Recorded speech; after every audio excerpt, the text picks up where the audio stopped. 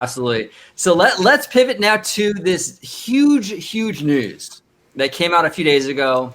This Disneyland, this Disneyland Forward proposal. I guess proposal it is. There's a lot to dive in with this, Dre. So let's just start off. I want to start off basically with just your overall thoughts, and then we'll kind of dive into the individual pieces. Right. So, look, I don't mean to burst anybody's bubble. I don't mean to, rain on anybody's parade. A lot of talk. Okay, so Disneyland Forward, right? They released this big old huge statement. Or this big old huge, not even press release, but it's almost like a political campaign, where they say, okay, we want to rezone different areas of the park. And I'll get more into that in our property. And this is the potential. And they release all these kind of these pieces of artwork done by Imagineers for various projects, all over the world, and say, we could do this. You got it on the screen there, nice. We could do this here, to give people scope and scale. Okay? And everybody's like, oh my God, people are almost treating this like an expansion. Okay, let's slow the brakes here. Slow. All of the park projects that were included in this Disneyland Forward campaign are not at all approved with the Disneyland Resort. Let's make it very, very clear from the onset, none of it's approved, right? This is just showing the potential of these areas that that right now cannot be facilitated because of the zoning issues. And what do I mean by that? Well, in the 1990s, there was something called an EIR report that was issued for the Disneyland Resort. And, this was during the time when they were making acquisitions in certain areas. And to create the Disneyland Resort as we know it today, well, back then, they had to, the city had to zone and approve all of this stuff out. And the EIR kind of sets that. And what it speaks to is, what is it's called the Environmental Impact Report. How does your investment in various areas of Anaheim affect Anaheim, right? If you're going to create an attraction that brings 10,000 people, well, how does that contribute to traffic? How does that impact traffic? How does that impact the local community when it comes to like job creation, right? Are you going to be getting those jobs in Anaheim? Outside? Are you going to do, we kind of know that as college program, but, where is that labor force going to come from? All of these things are specified in the EIR report. And part of that is the zoning, that certain things, how certain land is used for what purpose. And it's largely inflexible because it all kind of correlates together. It creates this mesh for the city that they can use to kind of do what's in their best interest, right? And it makes sense. Well, Disney's asking, hey, look, this is our land. We want to work with the city. We're going to be good neighbors. We're not asking for, tax breaks or whatever. We want to work with the city in transforming the Disneyland Resort and maximizing every single square inch of real estate that we have. Because, fundamentally, it's landlocked, right? As soon as you build out that e-ticket, which, I don't know, it might not be canceled. It might just be shelved, which would be cool. But as soon as you build up that e-ticket for Disney California Adventure, for example, that's it. That's as much land as it will have with the current zoning as it exists today. So, what, you just can't expand? You replace? It is very limiting in terms of the overall growth of the design project moving forward, Disneyland Forward. And the same exists in various parts of Disneyland. It's just, you have so many acres, you have so many places you can place items. Can we have more flexibility with the land that we already have? And what they're hoping for is the city to approve this rezoning. This kind of, hey, can we have mixed use? Let's not have these areas dedicated to like just parking or just hotels or just theme parks. Let's be a little bit more flexible with how we can utilize this land, and that will greatly benefit not only the guests but the city of Anaheim, growth, tax revenue, job creation, etc. And they're hoping to do this with the current city council because it has been a little bit more favorable to them than since the Eastern Gateway days, right? Yeah, definitely. And the shutdowns have really helped them because I think Anaheim now realizes, hey, we need Disney. They are anywhere between $100 to $200 million in debt. Wow. Just right off the bat. So Disney understands that they might be a little bit vulnerable. Vulnerable is a strong word. Let's just say they might be open to a little bit of influence when it comes to this, right? They might be open to this a little bit, or receptive, I should say, to these ideas more than previous years. And they're hoping to do this. The process takes about 12 to 18 months, from what I understand, and they're hoping to do all this before the next election cycle to see if this city council will actually work with them. Well, go ahead. What are your thoughts? Well, yeah, I'm excited. Overall, I'm excited. Anytime we get any news on a major expansion at the resort, I'm on board. Because I think this is actually a smart move on Disney's part because, like you said, you only have so much space, and eventually, look, Disney's been very creative with the uses of space. They managed to kind of rework the back end of the park to fit Galaxy's Edge and to fit Runaway Railway, and very creative uses of space. But eventually, you can only do that for so long. I mean, there's only a finite amount of room before you have to start closing existing attractions and start rebuilding or retheming or something. And a lot of fans here in Anaheim don't like that. They don't like you touching their attractions. They don't want anything changed. It's very hard. So you either have to expand or you have to deal with things closing down and being rebuilt or rethemed. So this is a great thing, I think, for Disneyland, the Disneyland Resort, because you can expand and kind of save a lot of the attractions that we love because now you're able to go into different areas. And it says that in the opening charter of the Disneyland Forward project. If you go to the website, it says it right there. Hey, our guests love the attractions that exist now, but if we want to expand, we're not going to have to get rid of them, or change them or modify them or whatever.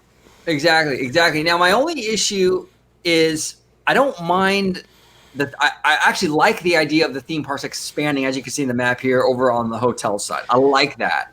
Right. So before you get into that, DCA, you can see right here in the orange, it all kind of all goes westward, right? So DCA goes west, Disneyland goes west, and everything like that. We'll get into each one of these to kind of break it down for everybody. But go ahead.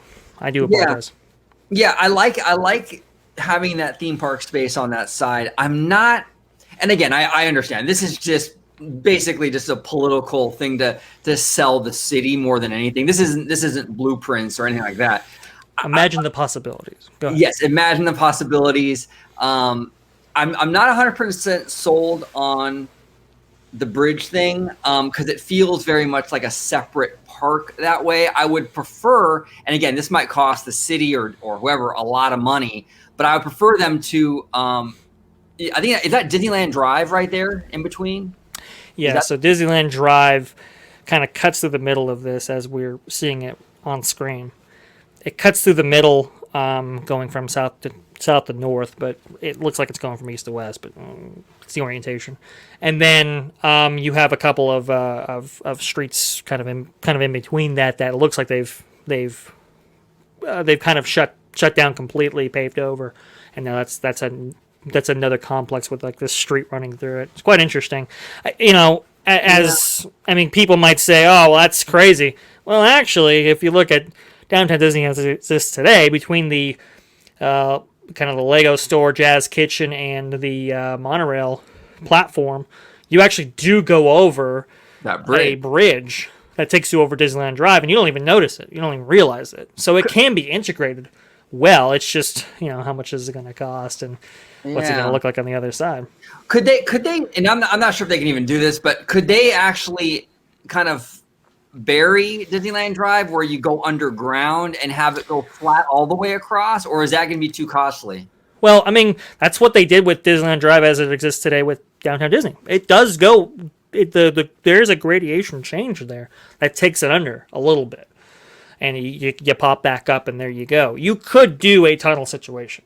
Yeah. That is possible. It would be, it'd be expensive, but to gain access to all of that land that exists right next to DCA, that might actually work out there. Right. I mean, there's a huge amount of land that can be managed with sight lines and so forth. It's a huge space, and you could make use of that for specific. I mean, especially DCA, which is so small as it is. Yeah. No, if they do that, if they can make it a seamless transition, that would be great. I'm still not okay. Obviously, this isn't exactly what we're going to get, but I still feel like this is a little bit of a ruse. Like they're just trying to get the zoning for the mixed use, but what we get will be completely different. Like I'm not even sure that it's going to be the expanding of the existing park. Like maybe that'll be a third park. I don't know. Like I don't really know. I don't really 100% buy into this concept quite yet. Like I feel like they're not telling us everything. You know what I'm saying? Right. Like something else is going on, and I could be totally wrong, and that's just how I'm feeling on. I just feel it's a little bit odd. And if you there's another map that they released as part of the Disneyland Forward project. I'll bring that up actually. Yeah, because that goes into a little bit, and see, there you go. If you see there, you have you can kind of see the structure as we kind of described it. You have Disneyland going west. You have Disney California Adventure going west, and then the Toy Story lot is significantly different than what exists now and what has been envisioned before. Look, the thing is the chances of whatever is the future of Disneyland Resort being this is extremely low. Yeah, it's likely not going to be. It could not. Could be something completely different from this, right? But it just kind of, it's like that carrot, right, that they're holding in front of the city council and saying, this is what we could do, right, if the burden of these very restrictive zoning of these zones are lifted. And that's why. Oh, sorry. That's why. We're still working, folks. We're still working on this. That's why you have some pretty creative uses of the land, but you also have some like concepts that are like, wow, Neverland from Tokyo Disneyland. That's awesome. Yeah, they're just showing like the scale of what they could put in there. They're showing you, to give you a sense of perspective of what they can place inside those different areas that they own now. They from what I understand, none of this is additional real estate that they would buy up, which is nice. It's a kind of an attractive thing for the city council to approve this kind of stuff. And it's that's why I tell people, don't get attached to any one of these projects. Nothing's been greenlit. It's just kind of showing you, hey, look, if we were given the opportunity, we could do these things. And honestly, there's some creative things, not just with the theme park, real estate that they've kind of added to Disney California Adventure and Disneyland, which I don't think any of us envisioned it would even be a possibility. Right. It's kind of an extreme thing. If you know this area, that's like, whoa. I never thought of expanding beyond Disneyland Drive. That's a kind of a crazy thing. But you could do that, and you still have traffic access and so forth. I mean, it's a pretty gets the brain moving, right? Oh, go ahead. Oh no, I was going to say it's kind of interesting too how I guess this right here will be like kind of like a hub area where shopping and then the hotel.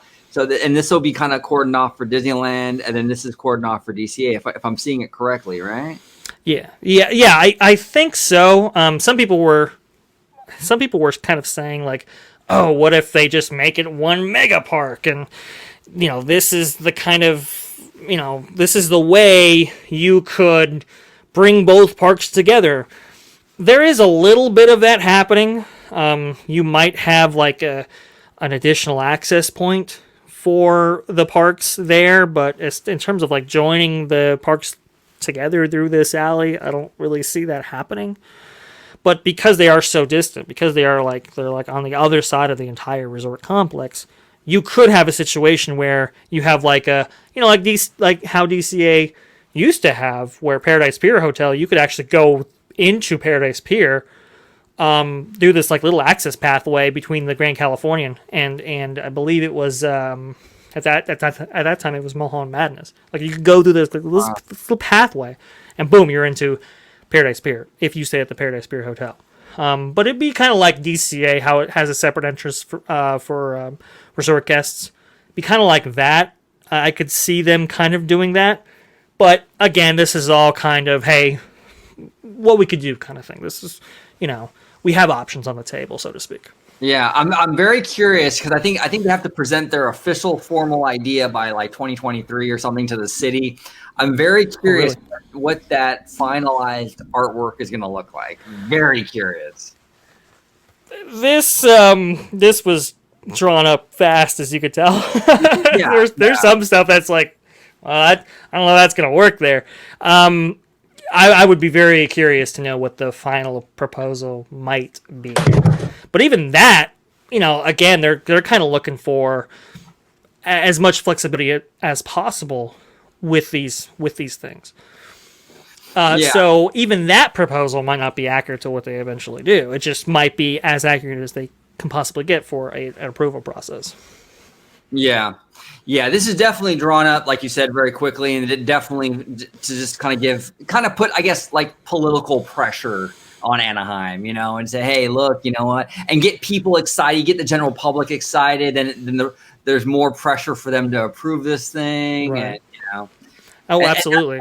Disney conveniently threw in those big franchise. Hey, you can get a Frozen Land. Mm-hmm. Hey, you can get Tangle, Peter Pan. They throw those in there for the public to sort of like put that pressure on. Right, because guests, fans, they all get excited. They all kind of have they gin up support through that kind of thing. What's interesting though is we've seen kind of that before with different iterations of the Disneyland Resort as kind of a master grand plan there. We saw the Westcott stuff, and there were a couple iterations before we got to this version of the Disneyland Resort that we know today. And each time they underestimated the community support. Even with Eastern Gateway, really, they underestimated community support and how that was important to their goals going forward, right? I mean, it's like, oh, well, we're going to do this thing where we're going to have this bridge access point that goes over harbor, but it's going to all the businesses won't benefit from it. It's just going to completely go around them, and a lot of them were upset, and they used their political influence to change that. So they're really trying not to fall into the same, the same traps as before, to kind of get these processes approved by really doing some outreach, really doing like, hey, look, if we do this, to kind of, extend the olive branch to the local community around there.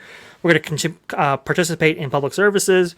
We're going to participate in doing things for the local community to their benefit exclusively, and so forth. So they are trying to really kind of use different tactics than maybe they had before. Maybe it's not about throwing your weight around. Maybe it's kind of like, hey, let's build a support structure, almost like a grassroots effort, so that it's us and all of us putting pressure on the city council to get what we want. Makes sense. Mm-hmm. Now I wanted to kind of pivot to the Toy Story lot. There's a lot going on with that.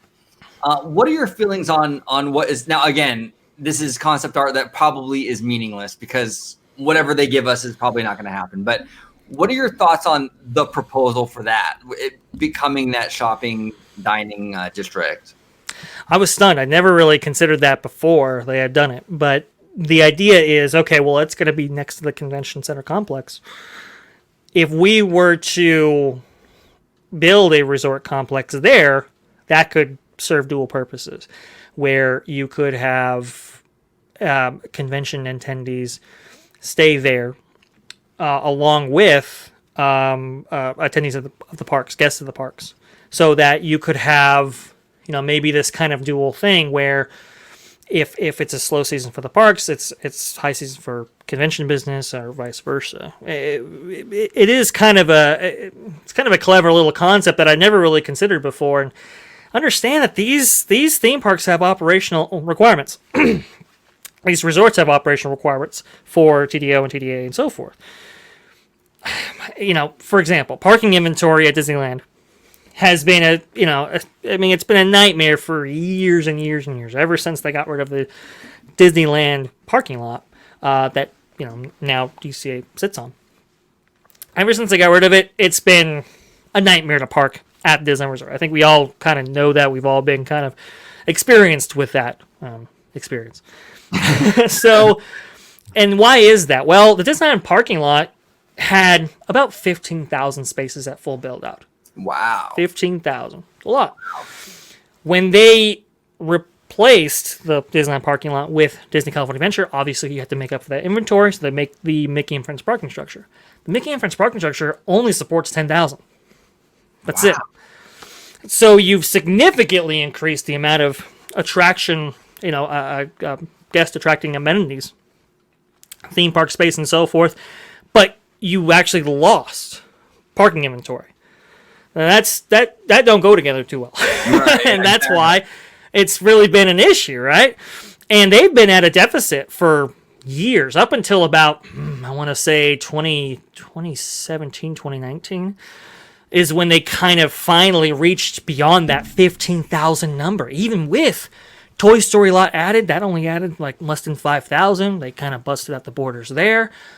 In 2018, they really busted it out with some of the cast member parking that was there. They increased it by 2,000. They finally added the Pixar Palace parking structure, which added 6,500. So now you're at like 24,000 spaces, right?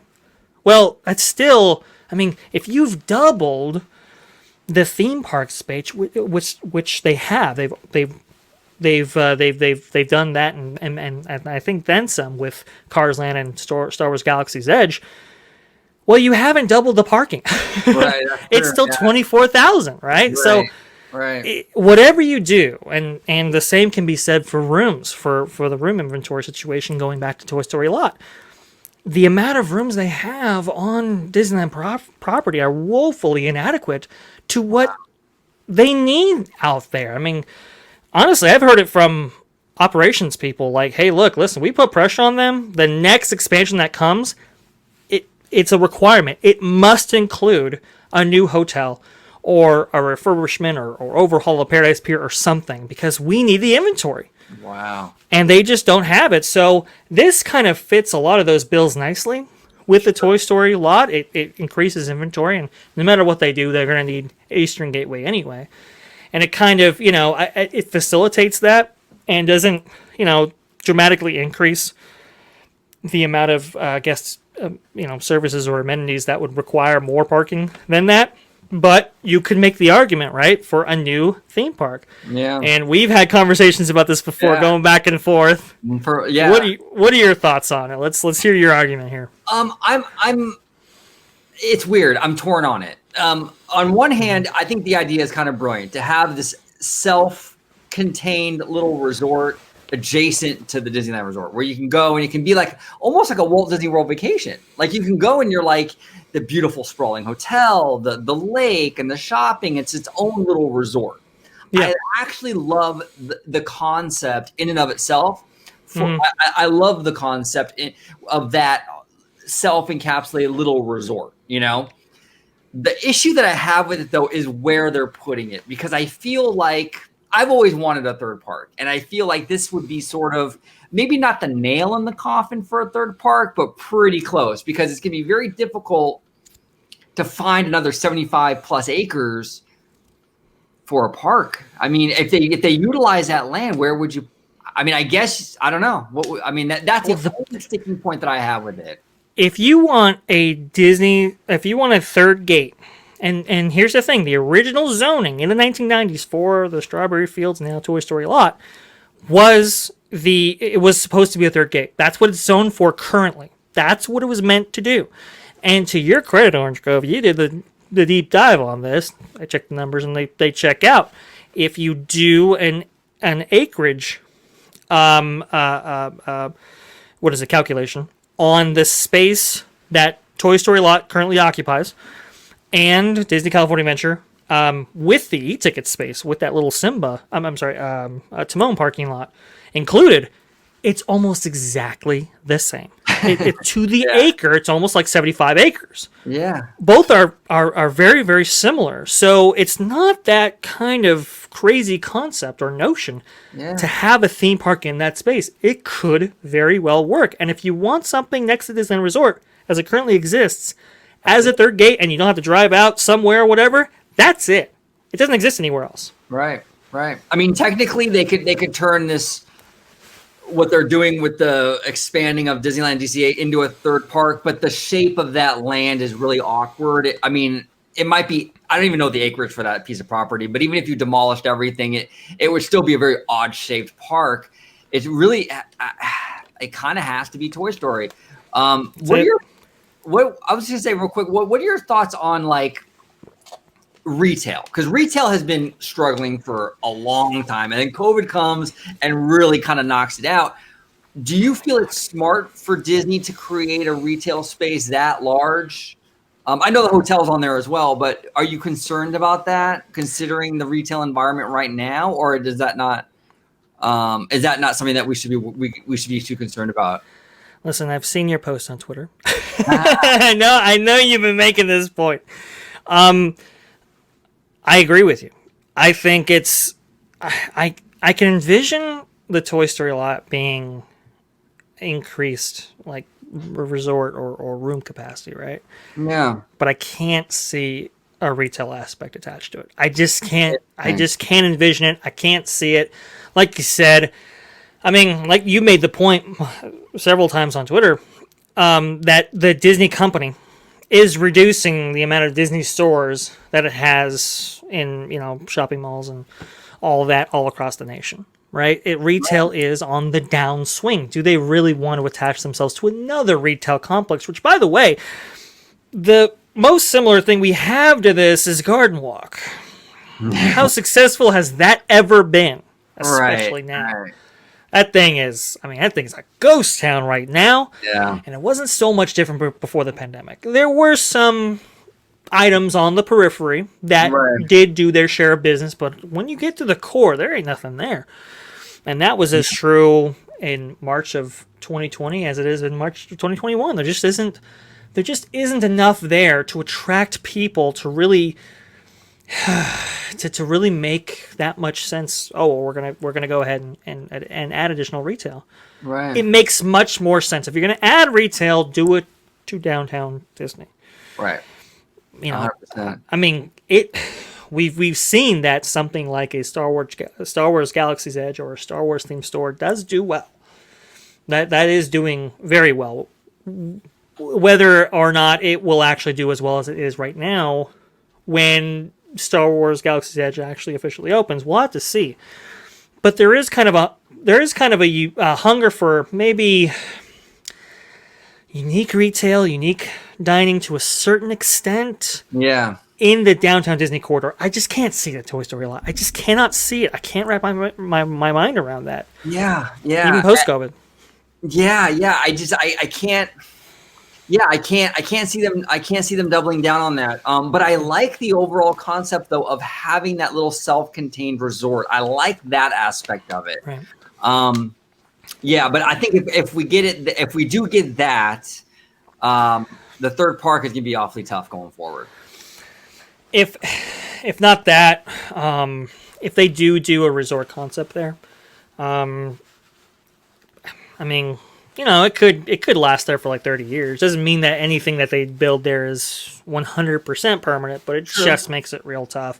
Yeah. I don't know. You're never going to get that kind of plot ever again, especially as I think it's kind of squared off. It looks a little oblong, but Right. for as nice of a patch of land as you can possibly get in Anaheim, you're just never going to get that again. Never going to get that opportunity. So if you do sink, investment in that area, that's it. It's over. And I think that's why they've kind of steered away from that, because it's like, that's our one shot. That's it. And we don't want to blow it with some concept that might not even be successful, right? Right. So it is an interesting point. I would say this, if you're looking at the map of these different experiences, the thing that kind of is most likely to me, the whole Disneyland expansion side of it, I don't see it happening, because it's just, what are you going to do? You're going to go out near Splash Mountain probably, or whatever it ends up being, but you're going to go out in Critter Country or New Orleans Square, hop across Disneyland Drive, which there is less likely than near Disney California Adventure, because the grade does change. It goes up from that point, right?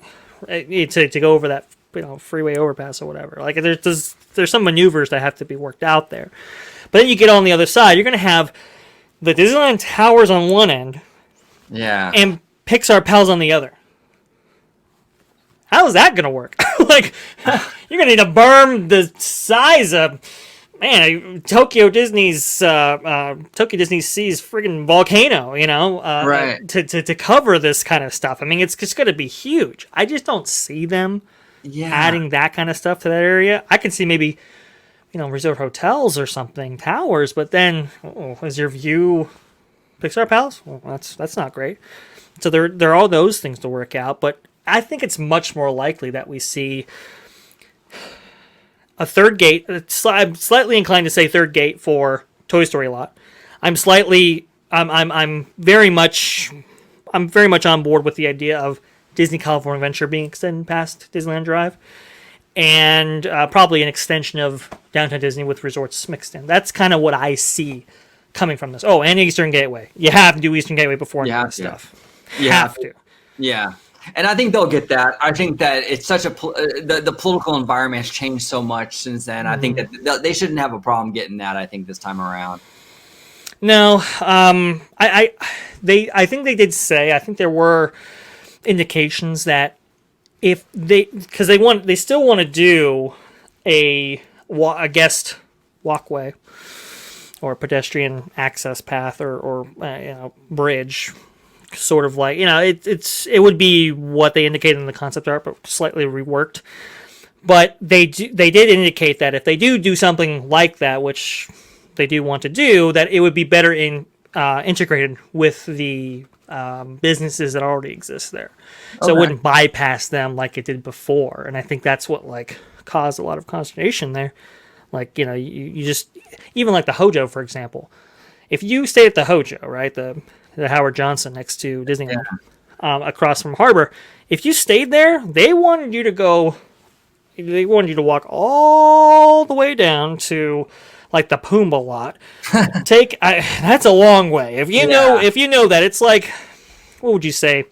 It's probably like the Tomorrowland monorail platform, or maybe even a little bit beyond that, all the way to past Guardians of the Galaxy. Like, that's how far you're going to go. And then you're going to walk all the way around, and then finally you can get all the way over to the pedestrian access path and then walk over. And it's like, that doesn't make any sense at all. Like, you would see Howard Johnson sales plummet for that reason. They have to. They have to. There was so much blowback with that the last time. They got to figure out a way to design it where it can respect the foot traffic for those businesses and everything, while also giving them what they need. And I think they'll come to terms with that. I figure compromise, I think, I hope so. It's just one of those things. Disney just gets a little bit up in their heads, like, oh, we can do this. We're Disney. Yeah. We can work these guys. And it's like, that's you have to have a working relationship with this community for the long haul, and you can't make those kind of short-term decisions. You can't throw your weight around. You really have to play this tactfully and smart, and that's what they're doing, and it's really encouraging. Yeah. I'm actually pretty impressed with this. I think this was the right time to move on this, because Like I said, the political environment has changed. The lockdowns has changed. It's weird what a difference 3 years makes. When they were fighting the city, just 3 years ago with that new hotel, to now they're like allies with the city, begging the governor to reopen. It's unbelievable how things have shifted like completely in 2 years. Complete 180. And, you talk about that. I just remember Tom Tate. Oh yeah. And, the previous mayor of Anaheim getting into it with them. And it's just, it's quite the 180 degrees. And really, some of the decision makers on both ends have changed, but the circumstances have drastically changed, and they're really kind of coming together. And I think it really is encouraging. I don't think the people of Anaheim should have any kind of animosity to what they're doing right here, because it really does feel that they are kind of taking the city into account more than they ever have. So it's good. Yeah, absolutely. Now, what are your feelings on, because you mentioned, and that's a great point, with the hotels mixed in with the theme parks, it's kind of an awkward situation. Do you think that's thrown in there just to get the zoning like a catch-all for the zoning, or do you think they're really considering doing something like that?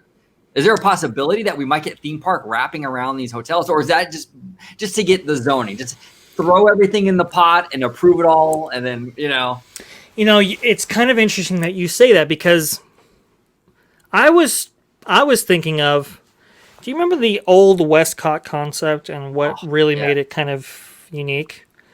It was going to have a line of hotels surrounding the perimeter of Westcott that would not only provide a berm for the inner workings of Westcott for guests, but it was also kind of like almost dual purpose, where the lower levels of these kind of hotel towers, or this kind of wall of hotels, the lower levels would have like your attraction spaces. And, sometimes you get like a coaster that you load below and it actually goes over the tops and stuff. It was crazy. It was cool. Wow. But then maybe floors 1 through 4, right? Those were attraction floors. But then floors 5 through whatever, I forget how tall they were going to be. They were supposed to be reasonably tall, maybe 5 through 10. Were going to be guest rooms. And that's how they were going to get around the situation of, well, if we're going to do DCA in the parking lot, we're going to have sightline issues. Let's go ahead and correct that and also make ourselves resort inventory. So that's how they got around that. I could see something like that being used in almost all of these different plots of land that they've outlined here, especially for maybe Toy Story a lot. Maybe that's how you can have kind of your cake and eat it too kind of thing. Where you have provided this berm, you've increased resort room inventory, and you have this incredible space to which you can build your attractions out on the lower levels, and make more efficient use of this space. So I kind of see that being maybe integrated smartly into some of these designs. I think that's a pretty good idea. We've seen, Grand Californian doesn't really take away from DCA right now, does it? Not at all. No, it kind of adds to it a little bit almost, See, that's the thing. If you do something that complements the surrounding area, I think you can pull it off. Similar to maybe the edges of Tokyo Disney Seas, right, where they have those two, or those resort complexes that provide a little bit of a berm that complement. You've seen that with Disneyland Paris, how the Disneyland Hotel is the entrance for Main Street and so forth. You could do it right. It's just some of these are going to have to be overhauled. Paradise Pier, for sure, will have to be changed dramatically to accommodate some of those things. I think you can do it well, though. Yeah, me too. In regards to the DCA side, there's options. And obviously, you would have to resize things, but the Grand Floridian over in Florida is actually themed to the Del Coronado here in San Diego. Mm-hmm. I would love to see something, obviously that's too big for that spot, but something along that design aesthetic to replace, the Paradise Pier Hotel, where yes. If it's part of the park, it fits the park perfectly. It would be flawed. Even if you were to see it, from Pixar Pier, it would fit with that aesthetic and everything. So yeah, that would be great. If they could do something like that, I'm all on board. See, that's kind of what I had envisioned for Paradise Pier going forward. make it into like a Victorian era kind of pier-side kind of bay resort hotel structure that complements the area. And now you don't have to worry about those sightlines. You don't have to worry about this Paradise Pier kind of overlooking down. It just kind of complements the lands that exist already, and it feels cohesive within it. Actually, this goes back as far as Walt Disney World, the contemporary, and how it's themed, and the Polynesian and how it's themed, complemented the lands that they were next to. Wow. Adventureland being the Polynesian, and Tomorrowland being the contemporary. And previously, you did have sightlines where you could see those resort hotels from those lands. That's kind of changed, obviously, but that's kind of the idea is, okay, well, if you're going to do something that might be seen from within the park, do it so that it doesn't feel out of place if you do see it. Right. Exactly. It's definitely workable. They can definitely, if they want to put the money in, they can definitely do it. I think so. The Disneyland Hotel might be a little bit trickier, but I mean, Paradise Pier has a lot of potential if they want to go that direction for sure. Yeah. And what is interesting too is that DVC Tower for Disneyland Hotel, is that still a go? Is that still happening? From what I understand, that's still a go. They need it. They need it anyway. So even if it's not going forward at the at this current time period, it's still on the books. They still need it. They still require it for DVC inventory for Disneyland. I mean, that is like really bad, like just terrible. And it tells you how much they need it because of the expansions that we've seen for the hotels, resorts, so forth. I think the last two have consistently been DVC inventory. Wow. They need it. It's going forward. Yeah, it'll happen. It will. Even if it doesn't happen at the gate, I believe whatever we do get, from what I understand, the city approved it and everything. It'll pretty much be that. We'll get it. Yeah. It's all great news. Ultimately, at the end of the day, I mean, whatever we end up getting, whatever iteration of this expansion that we get, it's almost a miracle in this environment, this economic environment with Anaheim, that we're even talking about this, right? Oh, it's incredible. If you would have told me even 6 months ago that this was even a possibility, I would have said you're absolutely insane and crazy. And yet we're seeing it. We're seeing it today. That shows you that there is a level of interest amongst not only Imagineering but operations and Burbank that they want to continue to invest in Anaheim. They want to continue to invest in the Disneyland Resort, not just expanding Walt Disney World over and over and over again. Right, they want to invest here, and that is stunning. I thought they would have written off Disneyland Resort for 5 years because it's like, oh, we're never going to put our eggs in that basket again. But hey, here they are. They want to go forward, and that is really encouraging. It is, and it really does kind of play to the idea of how much of a forward-thinking company they are, because the short-sighted solution would be like just to, hey, yeah, we're not touching it, but they're thinking like 10, 15 years from now, hey, we got to plant the seeds now, so in 15 years we can have this. And I appreciate that. I actually really like that. I mean, it would be very easy for them just to kind of back off now, and they're not. They're pushing on the gas. I think that's great, I think it's awesome. They're taking advantage of an opportunity, knowing that, hey, we might be okay from now to 10 years in terms of expansion growth and refurbishment and so forth, but that next 10 years, from 10 to 20 might be, we might run into some issues, and they're trying to allow themselves some expanding room, some wiggle room in the future, and I think that's great. I think that's awesome. I'm really encouraged, really excited about it. Now, assuming this gets through, let's just assume, okay, Anaheim signs off on it. They're good. They got the approval. Do you think this expansion that they're planning is going to be priority to them, or will, after the approval, sit on the back burner and they're going to address things like Tomorrowland first? Because I've seen a lot of concerns from fans about that, like, oh man, Tomorrowland's like in a total shambles, and they're over here going to expand. Do you think that we're going to see this thing immediately, like right when they approve it, or are they going to work on these problem areas first, in your opinion? So it's like with anything, the things that they kind of require first, or the things that kind of require the most direct attention, get first billing. So I think I would still pay stuff like Tomorrowland or a Fantasyland expansion or so forth, or utilizing the areas of like the rest of the Timon lot, and there's a small little sliver between Star Wars Galaxy's Edge and Toontown. I would believe those areas be earmarked for something long before we start getting into those other areas. I don't see them going forward with those as quickly as some of the things that need to be done. We need a new Tomorrowland. There's no getting around it. There's a lot of space north of the monorail platform that can be used for all kinds of things. It needs to be addressed, and I think JPEG is very much of kind of Bob Iger's kind of mindset philosophy. Before you go opening a third gate, or another gate, really handle the ones you already have first.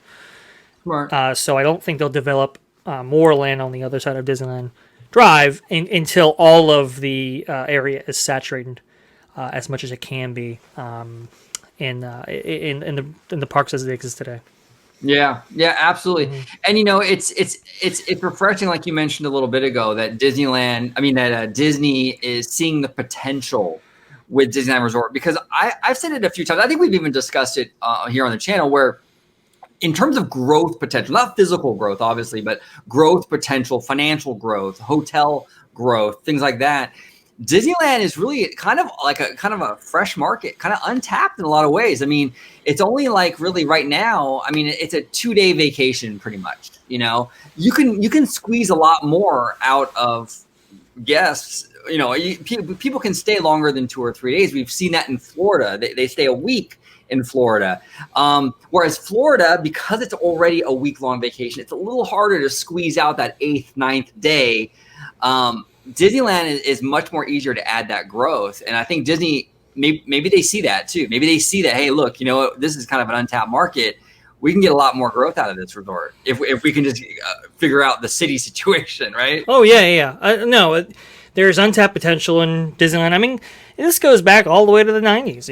It's Eisner's like, hey, I want a Walt Disney World West. That's what I want. I want that kind of situation, but to play out on the West Coast. And there's no doubt it has untapped potential. No doubt it has the potential to be a destination resort and not just the world's famous regional theme park like it is thought of today.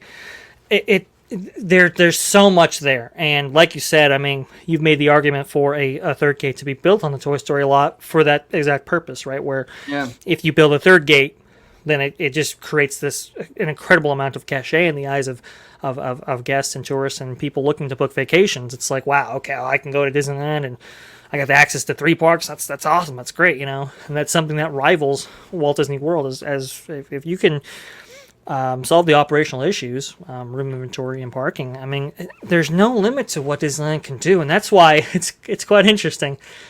It's not only my preferred resort, right? We all have our home parks. That's it, and we all love it to death. But operationally, it's one of the most fascinating and interesting in the entire gambit of theme parks, because it's the world's smallest. It's like the world's largest chessboard with way too many pieces. And when you want to do something here, well, you got to move this and you got to move this. I can tell you operational stories. Oh well, this exists at ESPN Zone now because it got taken over by Star Wars Galaxy's Edge, and we need a new building here. And well, they want to do this, and they want to. It's like, oh my god, it's like it's mind-boggling with how much they have to kind of move and do this stuff, but that's what you got to do. You are landlocked. You only have as much land as there is available.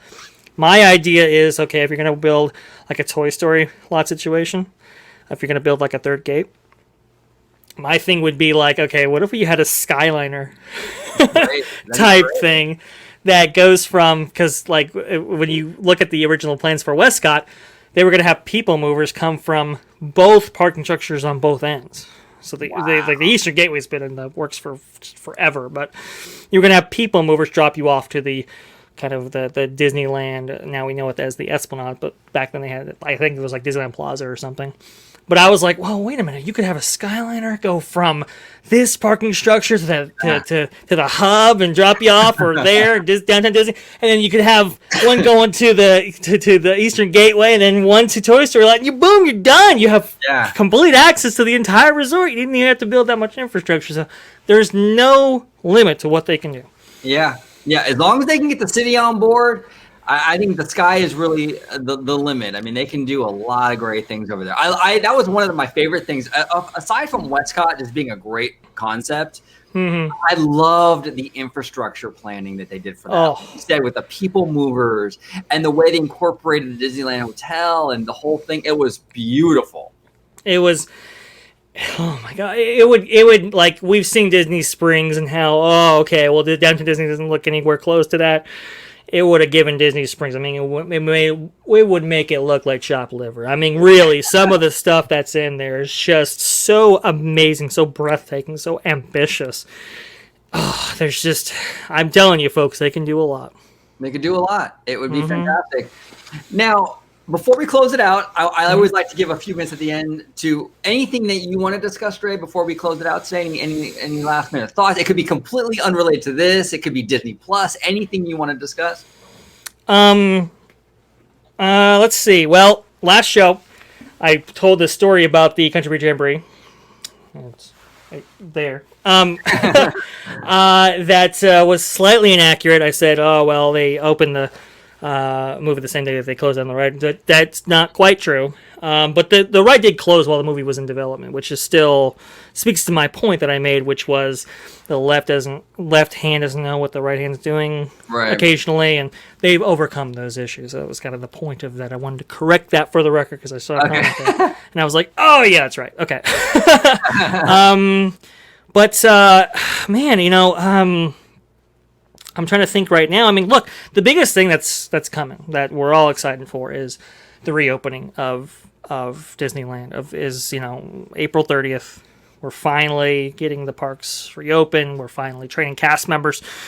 It looks like they've settled on at least rough enough guidelines to which they can work with. Those haven't been published, though, the official ones, so I'm kind of interested in that for sure. But they are calling back cast members. There's about a 2 to 3 week training process that goes along with that, and that's extremely encouraging. They are cycling ride vehicles, as some viewers have noted. Incredicoaster's testing. I know they're testing multiple ride vehicles in Disneyland proper. So we're getting there. We're finally getting there, and it's really exciting now. Just understand that because the Disneyland Resort is in Orange County, and Orange County is an orange tier, which is... Don't get me started on that. But okay. Orange tier. It is going to be limited to 25% capacity, it looks like, which is good. I mean, a lot of people were really worried about 15%. Like, that would have really, really hurt the operations of all the parks. I mean, that would have been a struggle. 25% is much more manageable, so that's good. Right. I don't know about indoor attractions. The experience, like to wrap it all around to the first segment, it's going to be very altered. It's going to be very different than the Disneyland Resort that kind of we know and love. But I mean, it's one path forward. Also, too, Gavin Newsom, the 2 million signature threshold has been reached, not officially, but they are counting as we speak. But apparently it is over that, and so things are moving. Things are moving in the right directions, and to kind of get the ball rolling with this kind of Disneyland Forever campaign is awesome. I'm really excited. Do you think that because I haven't heard a word on it, and we're running out of runway, so to speak, because opening or reopening day is coming in a month, almost exactly a month from now. Yep. Do you think that some sort of reimagined annual pass membership thing will premiere on April 30th, or is that going to be a while? Do you think that we're going to wait a while for that? So I've kind of debated this myself, and from the best indications, and I've kind of put the feelers out there to kind of see whether or not they're going to do this, because I've been interested in that question, right? Because right now, everything's legacy. Nobody is a pass holder for Disneyland currently. It doesn't exist anymore. So where is that, where the stream of people going to come from? Because as we know, 75% or more of the annual attendance for Disneyland was annual pass holders. Well, assuming that, this is tricky. I think because capacity is so limited. Yeah. I think they see, okay, well, demand's going to be super high, right? Supply is going to be extremely limited as far as how many people we can actually fit in these parks in one day. We can probably get by with holding off on an annual pass holder program until at least we get to, 35%, 50% or higher. Right. Makes sense. I think that's what they're envisioning, right? Like open up out the gates. You got to buy a ticket to get in. And if we really get to dangerously low levels in terms of attendance because we just, nobody wants to pay a ticket price to get in, then, debut something. If not, debut something in the summer. That's kind of what I've been hearing is, okay. maybe not go with a Disneyland annual pass holder program before the parks reopen. That might be a little bit too much. They can't really service that kind of demand anyway. It doesn't really make sense. That's kind of what I've been hearing. Now that could change, and things have been changing rapidly. I mean, the Touch of Disney thing went through like 5 different iterations, huge, big swings and changes for that program before we actually saw what we saw in the matter of weeks. So if they do debut something, and I'm totally wrong, that is very likely because that's how quickly this stuff moves. Wow. Mm-hmm. Yeah, but I think you're right, though. I think they're going to hold off on that, on debuting any kind of program, because it would just be a huge flood. And, that first, I think the first, like from April 30th and the couple of weeks after that, it's probably going to be near impossible to get tickets.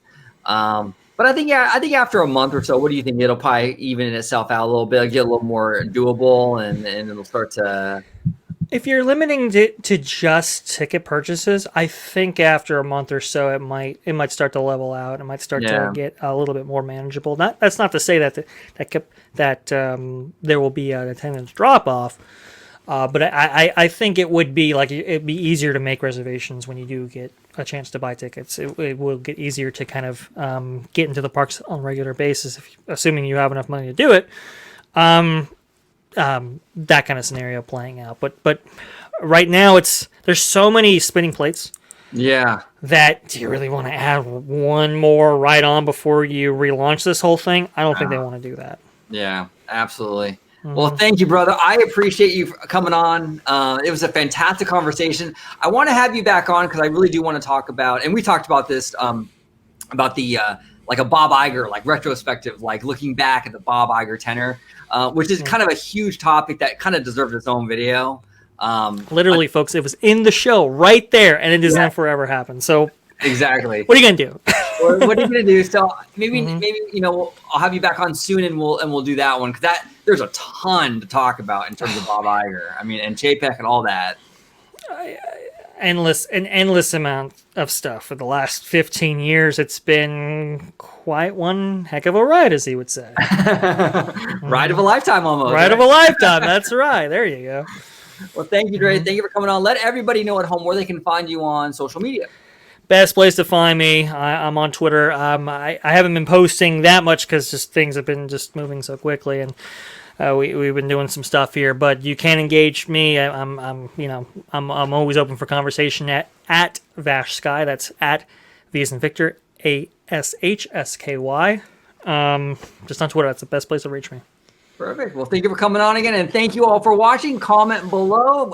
We want to hear your opinions on all the topics we discussed today. Thank you all for watching, and have a wonderful, wonderful day. Bye-bye.